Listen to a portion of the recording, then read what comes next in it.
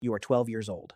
Right now, at this exact age, you are probably worrying about a science project, or whether anyone noticed what you wore on the first day of school, or whether you are allowed to stay up past 9. By every legal and social measure this country uses, you are a child. Full stop. No exceptions.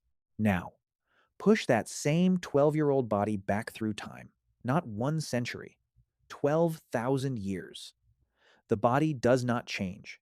Same bones, same hormones, same brain that will not finish wiring itself together for another decade or more, according to researchers who study adolescent brain development. What changes is everything around that body. Because in that older world at 12, a girl might already be promised to a husband. She might already be pregnant. She might already be nursing an infant of her own while she herself is still, by body and by brain, mostly a child. And in the village where she lived, not one person would have thought that was strange. That is the real subject of this video, and it is not the story most people assume it is. It was not because ancient people were ignorant, and it was not simply, as the tired explanation goes, that everyone was already halfway to the grave and had no time left to waste.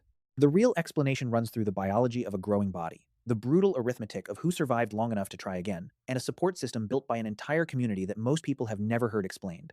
And here is the part almost no one puts together.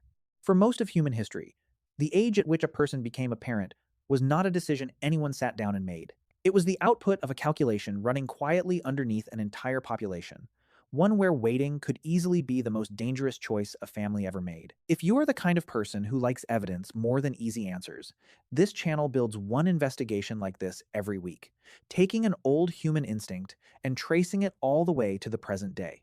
Stay for this one, and if it is useful, you will know within the first 10 minutes whether you want to stick around for the rest. Let's start by clearing away the number that ruins this conversation before it even begins. You have almost certainly heard that ancient people had an average life expectancy of around 30 years old, and that this is why they supposedly rushed into parenthood so young. It sounds like a complete explanation. It is also badly misleading. Life expectancy at birth in ancient populations was indeed often in the 20s or 30s, but that average is dragged down almost entirely by catastrophic child mortality. In many pre-modern populations, something close to a third to a half of all children did not survive to age 5. Disease, malnutrition, and accidents did most of the damage in the earliest years of life. Once a person survived childhood, the math changed completely. Plenty of people in the ancient world lived into their 50s, 60s, and beyond. Grandparents were not rare. Ancient Egyptian writing includes reflections on the indignities of growing old, and Greek funerary inscriptions record lifespans well past 80. The number 30 is not a lie, but it is not telling you what you think it is telling you. It is a statistical average pulled down by the deaths of infants, not a description of how long an adult who made it past childhood could expect to live. Think of it this way. If half of a village's children die before their 5th birthday, and the other half live into their 70s, the arithmetic average of those two groups lands somewhere in the mid-30s, even though not a single person in that village actually died at that age. That is not a description of a typical life. It is a description of what averaging does when tragedy is concentrated at one end of the timeline. Demographers who study this call it a misreading of life expectancy at birth versus life expectancy conditional on survival. And it is one of the most repeated and most misunderstood statistics in popular history, largely because 30 sounds specific and dramatic in a way that a more accurate but clunkier explanation does not. So if the explanation for early parenthood is not simply everyone was about to die anyway, something more specific has to be going on. And it starts with a fact about the human body that most people have never been taught. Puberty does not run on a fixed timer. It runs on a fuel gauge. Researchers going back to the work of biologist Rose Frisch in the 1970s found that the onset of menstruation is tied less to age itself and more to body composition, specifically the amount of stored body fat a girl has accumulated. Frisch proposed what became known as the critical fat hypothesis, the idea that a body needs to cross a threshold of stored energy, something in the range of 17% body fat for very active girls and closer to 22% for others, before the reproductive system will reliably switch on. The logic makes sense once you think about it from the body's point of view.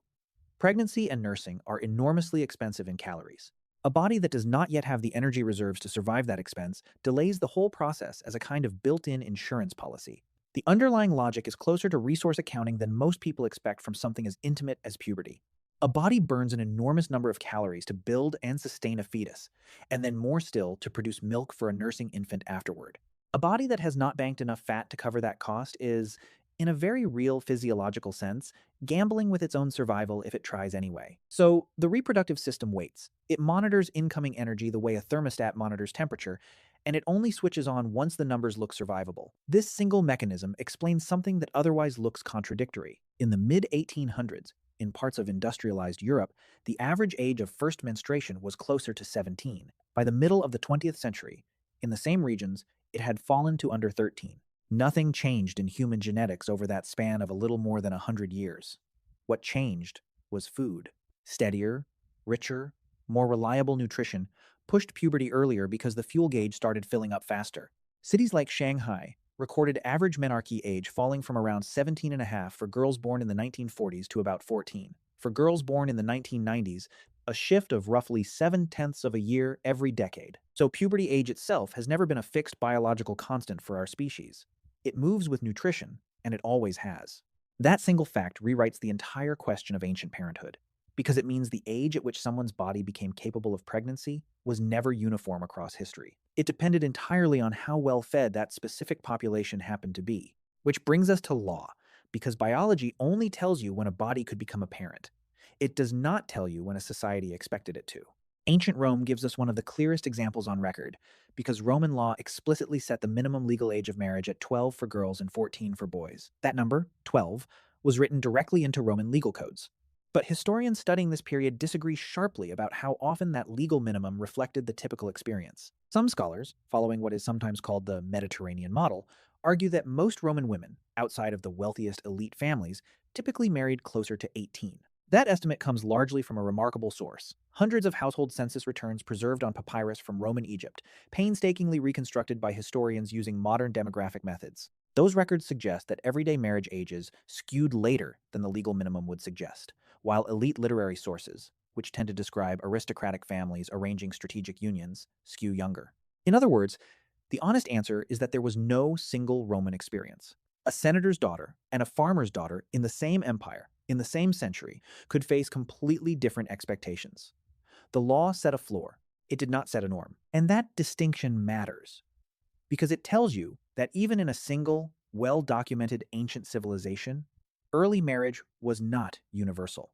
It was a strategy available to specific families under specific pressures, most often families with property, alliances, or inheritance on the line. Now, let's get to the part of the story that is genuinely uncomfortable, because it is the part that explains why the pressure toward early parenthood existed at all in less privileged, less protected populations. This is where mortality math comes in. Picture a small community, somewhere in the deep past, living without antibiotics, without reliable food storage, without any of the buffers modern life takes for granted. Death from disease, violence, and childbirth complications could arrive at almost any age, and it arrived constantly. Researchers who study this pattern describe it using a concept called extrinsic mortality, meaning death driven by outside forces rather than by the slow wear of aging itself. A branch of evolutionary biology known as life history theory predicts that when extrinsic mortality is high, organisms across many species, humans included, tend to shift toward earlier and more frequent reproduction, because the odds of surviving long enough to try again later go down. Anthropologist Hillard Kaplan and colleagues laid out much of this framework in detail, describing human reproduction as a set of trade-offs between growth, survival, and the timing of offspring. It is worth being honest here about something the popular version of this story usually skips. This idea that high mortality simply and directly pushes a population toward faster reproduction sounds airtight, but it has been challenged. A theoretical paper published in the past several years used mathematical modeling to argue that the relationship between mortality risk and reproductive timing is far messier than the simple version suggests, and that in some models, higher mortality does not accelerate reproduction at all. This is genuinely still being debated inside the field. The honest answer is that mortality pressure clearly shaped human reproductive timing over the long run of our evolutionary history, but the exact mechanism connecting a dangerous environment to an individual family's choices is not as settled as most nature documentaries make it sound. Let's be specific about what that pressure would have actually looked like inside a single family, because the abstract version of this argument tends to float above the reality of it. Picture a mother in a small community who has already lost one infant to fever and watched a neighbor die giving birth. She does not have access to a chart showing regional mortality curves. What she has is a lifetime of direct observation, and that observation tells her, correctly, that survival to old age is not guaranteed for anyone, herself included. A family operating under that kind of uncertainty is not behaving irrationally by prioritizing reproduction early and often. It is responding, generation after generation, to a pattern of loss that repeats often enough to shape expectations, even without anyone ever writing the mortality rate down as a number. What is settled, and far less comfortable to sit with, is the physical cost. The human female pelvis does not finish growing at the same time the rest of the body does. Clinical research on adolescent growth has found that the birth canal continues developing for years after a girl's first period, often not reaching its full adult dimensions until somewhere around age 18. That gap between reproductive capability and full skeletal maturity is real, and it is one of the primary reasons obstetricians have long documented higher rates of complicated and obstructed labor among the youngest mothers compared to fully matured ones. Bioarchaeologists examining skeletal remains from various ancient burial sites have found evidence consistent with this pattern, including signs of birth-related stress in the pelvic bones of individuals who died young. This is not a footnote. Early childbirth in a body that has not finished growing carried, and still carries, serious danger, and childbirth itself was one of the leading causes of death for women across almost all of human history before modern medicine. The fact that early parenthood happened anyway, across so many different cultures and time periods, tells you how powerful the pressure toward it must have been. It was not a comfortable arrangement that worked out fine because it was somehow natural. It cost lives, repeatedly, and ancient communities absorbed that cost because the alternative, a community that failed to replace the people it lost, was often worse. It is worth being clear about something here rather than gliding past it. None of this evidence should be read as an endorsement or as some kind of natural justification for early marriage or early pregnancy. The physical risks were real, the outcomes were often tragic, and the fact that a system existed for thousands of years does not mean that system was gentle or fair to the young women living inside it. Understanding why something happened is a different project from approving of it, and this video is only trying to do the first one. But young mothers were rarely doing this entirely alone, and this next piece is one of the more genuinely surprising findings in the whole field. Human females are unusual among mammals in that they routinely live for decades after their reproductive years end. Almost no other species does this. Most animals that can no longer reproduce simply do not live much longer, because there is little evolutionary pressure keeping them alive once they can no longer pass on genes directly. Anthropologist Kristen Hawkes and her colleagues proposed an explanation known as the grandmother hypothesis, built on research showing that older women who could no longer bear children themselves became extraordinarily valuable by helping feed and raise their grandchildren instead. That support freed younger mothers to have children sooner and closer together, because an experienced safety net of caretakers was already in place. Researchers studying rural communities in the Gambia found that toddlers with a living maternal grandmother were roughly half as likely to die in early childhood as those without one. This pattern extends into something anthropologists call alloparenting, meaning caregiving provided by people other than the biological parents. In many traditional societies, raising a child was almost never a two-person task. It was distributed across grandmothers, aunts, older siblings, and the wider group. A 12 or 14-year-old new mother in an ancient community was not necessarily facing motherhood as an isolated individual the way a modern teenager might. She may have been surrounded by a web of experienced women sharing the load, which made an otherwise dangerous situation somewhat more survivable. It is a useful corrective to the image most people carry of ancient parenthood as a lone teenager fending for herself in a hut.